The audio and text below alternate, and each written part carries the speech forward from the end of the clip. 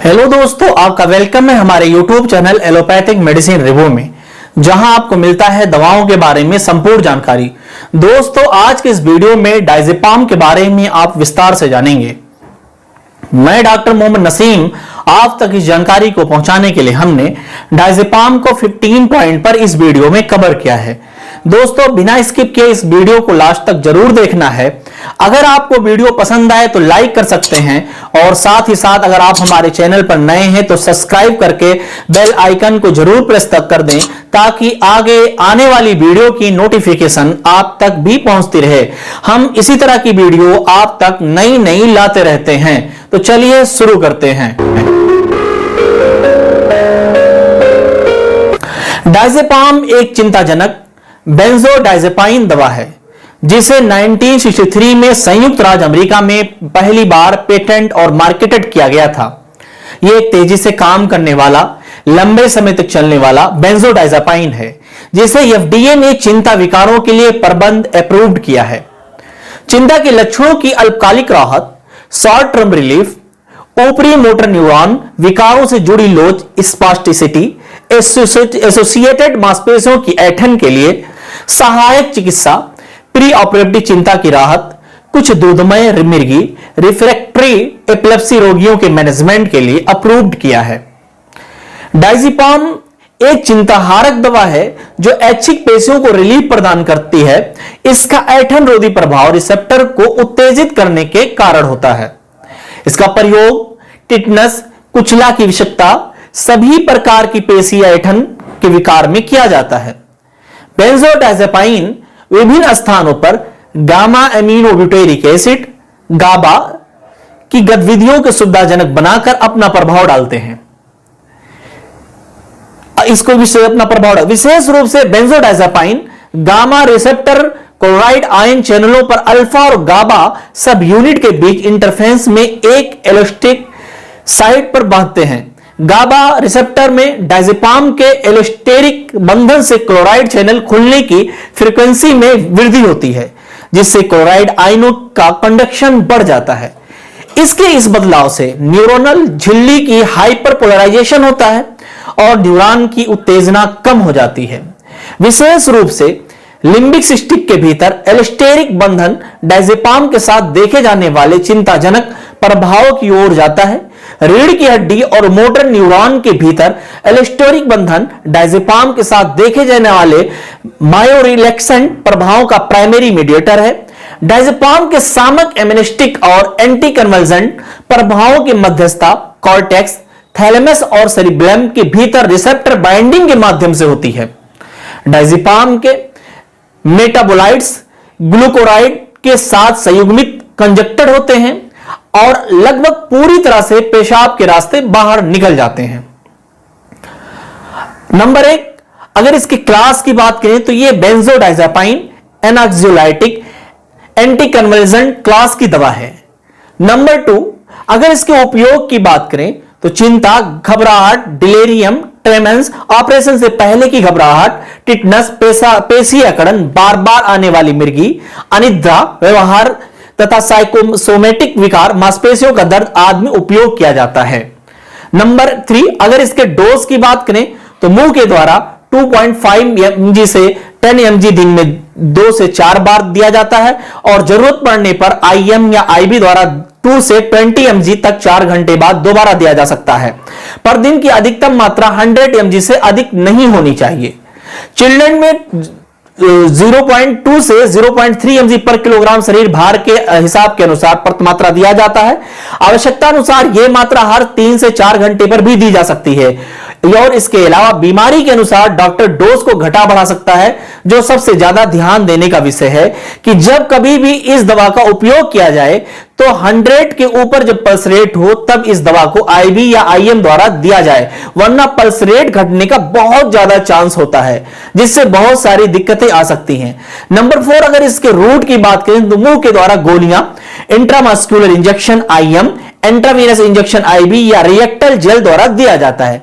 Number 5, अगर इसकी strength की बात करें तो मार्केट में यह टैबलेट के रूप में, इंजेक्शन के रूप में और सिरप के रूप में उपलब्ध होता है। नंबर 6, अगर शरीर में दवा के प्रभाव की प्रारंभ की बात करें तो इंटरवीनस के रूप में 5 से 10 मिनट में काम करने लगता है और माउथ के द्वारा ले देने पर 30 मिनट में काम करने लगता है। नंबर 7, अगर शरीर में दवा के ड्यूरेशन ऑफ एक्शन की बात करें कि दवा का असर कितने समय तक शरीर के अंदर बना रहता है, तो इस दवा का असर 24 घंटे तक शरीर के अंदर बना रहता है। कुछ केसेस में 4 घंटे तक यह असर रहता है। नंबर 8, अगर इसके विशेष सावधानी की बात करें तो दवा को लेते समय कार ना चलाएं तथा मशीनरी ना चलाएं जो किडनी के रोग, लीवर की खराबी, उनीदापन व चक्कर आना, रिस्पिरेटरी डिजीज, मांसपेशियों का दुर्बलता, दवा का दुरुपयोग का इतिहास, ये दुर्बल रोगी में इस दवा को विशेष सावधानी के साथ देना चाहिए। नंबर 9, अगर इसके एडवर्स इफेक्ट की बात करें तो सबसे आम उनीदापन, थकान और भरम, अवसाद, गंदी बोली, सिर दर्द, बेहोशी, कपकपी और अस्थिरता, कब्ज और मतली, पेशाब का अपने आप टपकना, यौन ड्राइव में परिवर्तन और कुछ केसेस में पेशाब का रुक रुक कर आना, लो ब्लड प्रेशर के लक्षण देखने को मिलते हैं। इसके अलावा पल्स रेट का कम होना, धुंधली दृष्टि, दोहरी दृष्टि और अतोधी, त्वचा पे पित्ती और त्वचा पर लाल चकत्तों का निकलना, हिचकी, लार में बदलाव और पीलिया आदि इसके एडवर्स इफेक्ट होते हैं। नंबर 10, अगर इसके कंट्राइंडिकेशन की बात करें तो ये ब्लड में एल्बुमिन प्रोटीन की कम मात्रा का होना, फोबिया, क्रॉनिक साइकोसिस, शराब का नशा, दवाई का दुरुपयोग, डिप्रेशन, माइस्थेनिया ग्रेविस यो कंकाल की मांसपेशियों का विकार, वाइड एंगल ग्लूकोमा, बंद कोर का मोतियाबिंद, सीओपीडी नामक दुर्बल करने वाली पुरानी फेफड़ों की बीमारी का बिगड़ना, फेफड़ों की कार्य क्षमता में कमी की एक बीमारी, लीवर की समस्याएं, लीवर की गंभीर बीमारी, गंभीर किडनी का रोग, स्लीप एपीनिया, सोते समय सांस का आधा से 1 सेकंड के लिए रुक जाना आदि में इस दवा को नहीं देना चाहिए।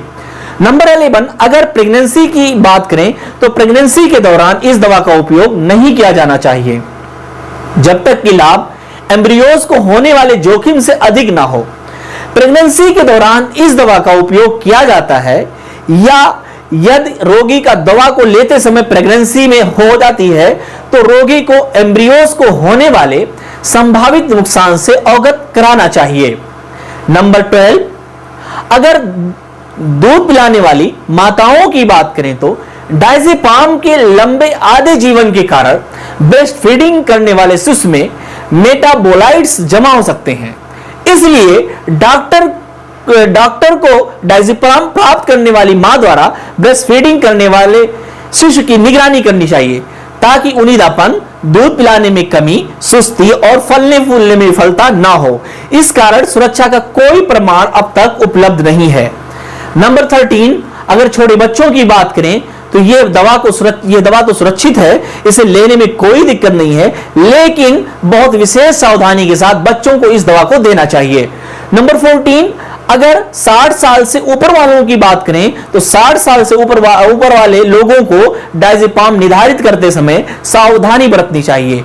60 साल से ऊपर वाले रोगियों में किडनी की कार्य क्षमता और क्लियरिंग क्षमता में कमी होती है, इसलिए 60 साल से ऊपर वाले लोगों में डायजेपाम जमा होने और इसके मेटाबोलाइट्स का खतरा बढ़ जाता है।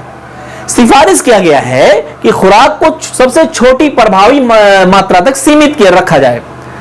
60 साल से ऊपर वाले लोगों में बेंजोडायजेपाइन का उपयोग करते समय CNS सेंट्रल नर्वस सिस्टम से की अति सक्रियता की विरोधाभासी कंट्राडिक्टरी प्रतिक्रियाएं भी बताई गई हैं, जो अति सक्रियता, आक्रामक व्यवहार, चिड़चिड़ापन, चिंता और मतभ्रम के रूप में दिखाई देती हैं। इसलिए इस दवा को कम मात्रा में देना चाहिए। अधिक मात्रा होने पर साइड इफेक्ट की संभावना अधिक रहती है।